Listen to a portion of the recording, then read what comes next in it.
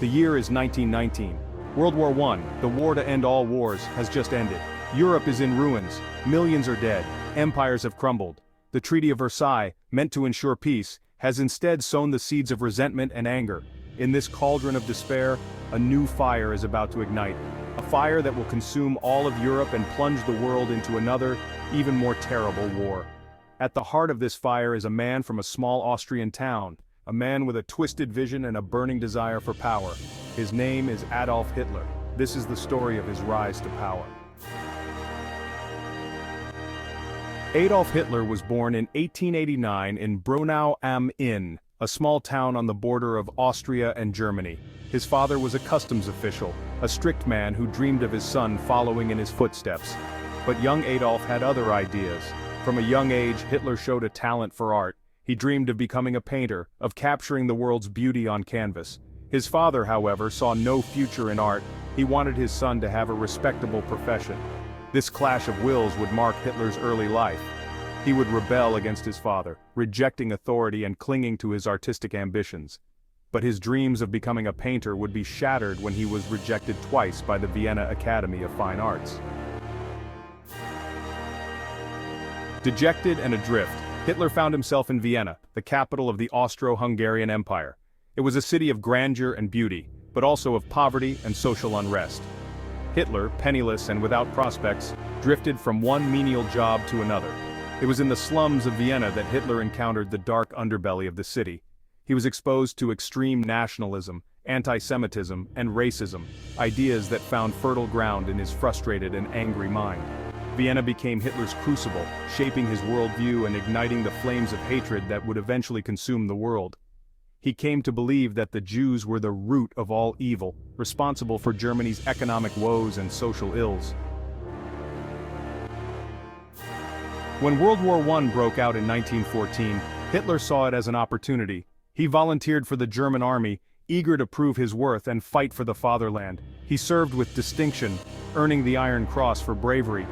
But the war also left its mark on Hitler. He was wounded twice and gassed in the trenches. The defeat of Germany in 1918 filled him with rage and resentment. He saw the Treaty of Versailles, which blamed Germany for the war and imposed harsh penalties, as a humiliation, a stab in the back.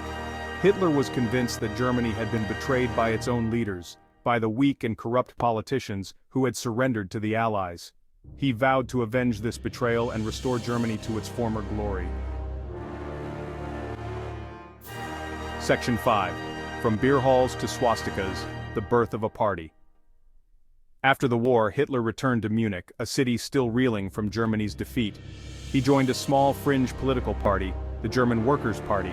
This group shared his hatred for the Treaty of Versailles and his belief in German supremacy.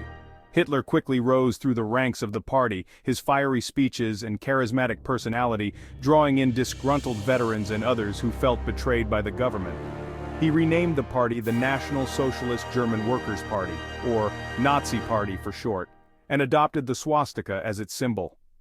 The Nazi Party became a haven for those who longed for a return to Germany's past glory, who yearned for a strong leader to guide them out of the chaos and humiliation of defeat. Hitler offered them a scapegoat for their frustrations, the Jews. Section 6. The Putsch that fizzled, a failed grab for power. Emboldened by his growing popularity, Hitler decided to seize power in 1923. Inspired by Mussolini's march on Rome the previous year, he staged a coup attempt in Munich, known as the Beer Hall Putsch. The putsch was a disaster. The police quickly crushed the uprising and Hitler was arrested and sentenced to 5 years in prison for treason.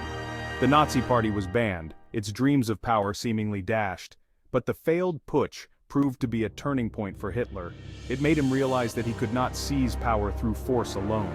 He needed to win over the German people, to gain their support through legal means. Section 7. Words from prison, Mein Kampf, and a resurgent Nazi party. While in prison, Hitler wrote Mein Kampf, My Struggle, a rambling, hate-filled autobiography that outlined his political ideology and his plans for Germany. In it, he railed against the Jews, communists, and democratic governments, calling for a new German empire that would rule Europe. Although initially ignored, Mein Kampf would become the blueprint for the Nazi regime. It laid out Hitler's twisted worldview, his belief in Aryan supremacy, and his desire to conquer living space in the East for the German people. After serving only 9 months of his sentence, Hitler was released from prison in 1924. He immediately set about rebuilding the Nazi Party, using his time in prison to portray himself as a martyr for the German cause. Section 8. A Gathering Storm, the Rise of the Nazi Party. By the late 1920s, the Nazi Party had become a significant force in German politics.